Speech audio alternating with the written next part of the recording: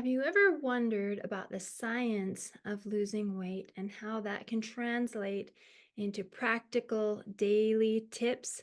Well, that's what we're going to talk about today. We're going to be talking about calorie density, how to track, macros, different options for how to track. And then we'll also talk about the science about tracking your food. Let's start there. So, the science of calories. Calories are a unit of heat. They are the basic of why you lose weight or gain weight, and it really is that simple. There are things that can influence it, but all of the studies that are done about weight loss or weight gain go off of calories. And the reason why some people can it seems like they're losing weight harder, or they're blaming it on menopause or medications or thyroid or all of these things, is because for most of those, we're slowing down. The thyroid, hypothyroid will slow down and not do as much, which means we're not burning as many calories, but possibly eating more calories. And there are different foods that have more calories. So, like carbohydrates, 4 calories per gram. Um, Protein, 4 calories per gram. Fats, 9 calories per gram. It's measurable. You can take a food and you know how many calories are in it. And that is why tracking is beneficial, educational, and helps you to lose weight, gain weight, maintain whatever it is that you're wanting. It can be done scientifically, and I've helped hundreds of women to do this through challenges or one-on-one coaching. It works. So the trick is to find out where you're at and what you are needing. And the quickest way I know to do that is to track your food and look at your averages over a couple of weeks in combination with your average weight. Weigh every day, track your food every day, and watch what happens. If you're getting 1,500 calories and you are maintaining your weight, that's a good sign. Then you know that if you want to lose weight, you just drop your calories a little bit. And the hint there is, if you're maintaining your weight for 3 days, that's not enough to know where your calories need to be put. Maintain for 2 to 4 weeks and be consistent with your calorie counting so that you know what you need to change. Now, the other way to do that is through the eating with your hands method. And we'll get into that in a little bit. But first, I want to talk to you about a really easy way to find out how many calories you're tracking. AI makes this possible. And one of them is called Claude, Claude, and it's a free app. You can have so many searches on it for free a day. So what I recommend is going on there, download the app or get on your computer and tell it what you've eaten that day and ask how many calories it was. And if you want to get even more scientific and get more educational and more education about your food, also ask it how much saturated fat you had for the day, how much sugar you've had for the day, what your carbohydrate intake was, what your protein intake was, and then find out what your body needs and where you're at so you can have that education. And that's something that I do for you when I do one-on-one coaching, but you can do it for yourself. So you'll go in and you'll tell Claude what you've eaten and maybe do it per meal and then add those calories up and keep track of them through the couple of weeks and your weight through the couple of weeks, and do your averages and see where you'll notice things like cucumbers and broccoli and tomatoes. They have an average of about 100 calories per pound.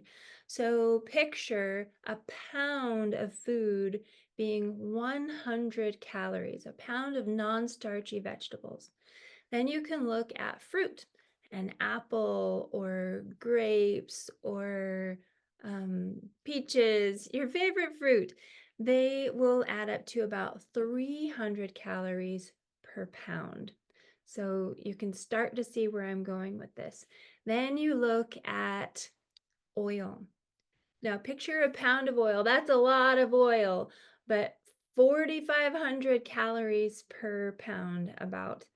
So then we look at something like beans. They're still going to be below that 600 calories per pound, and that's what we're looking for. The more foods that you can eat on that calorie density chart that are below 600 calories per pound, the more food you can eat, be satisfied and lose weight easily.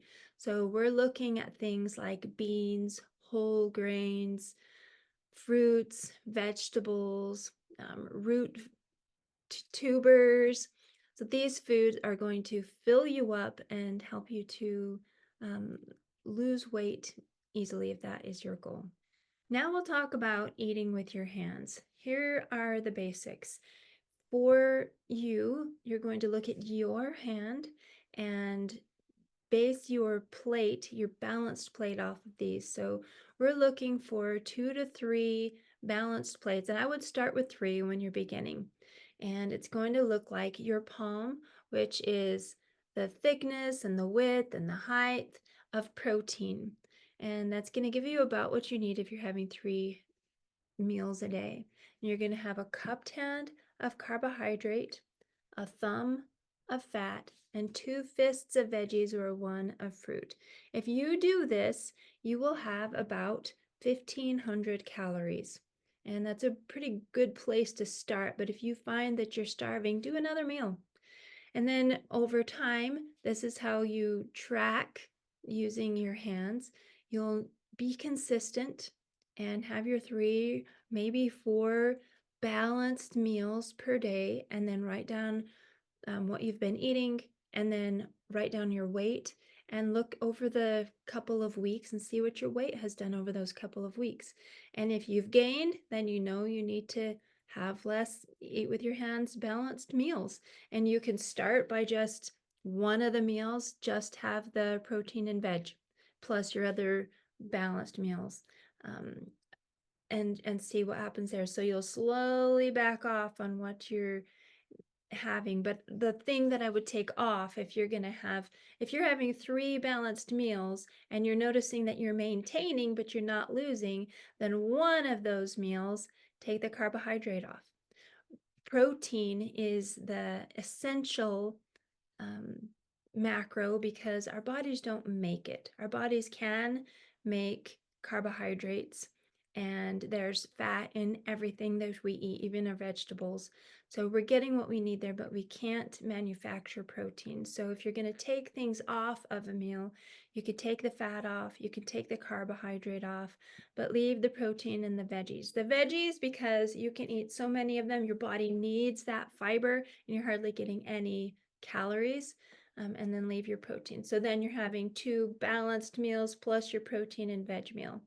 And um, if you're still not losing, you could change and go lower, but I wouldn't recommend that. I would increase your movement during the day before I would take away more food.